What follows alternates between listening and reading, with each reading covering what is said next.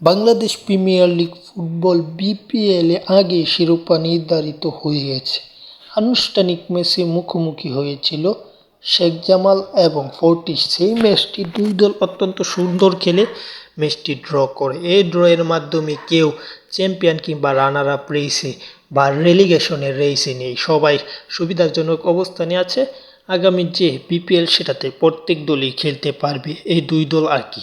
এই ম্যাচটা অত্যন্ত জমজমাট এবং আকর্ষণীয় ম্যাচ হয়েছে। এই ম্যাচ ড্র করে পয়েন্ট টেবিলের ভালো অবস্থানে কেউ নেই। 5 নম্বরে আছে ফোর্টিস এবং 6 নম্বরে আছে শেখ জামাল। সব কিছু মিলিয়ে সুন্দর একটা বাংলাদেশ প্রিমিয়ার লিগ শেষ হয়েছে। আজ আরেক ম্যাচে মুখোমুখি হয়েছিল, সেই ম্যাচটাও ড্র এর পথে ছিল বসুন্ধরা কিংস এবং বাংলাদেশ পুলিশের। যাই হোক, খেলাধুলার ছোট্ট আপডেট পেতে ছোট্ট চ্যানেল সাবস্ক্রাইব করে রাখুন এবং পাশে থাকুন। ধন্যবাদ সকলকে। পরবর্তী ভিডিও অবশ্যই দেখবেন এই ছোট্ট চ্যানেলে।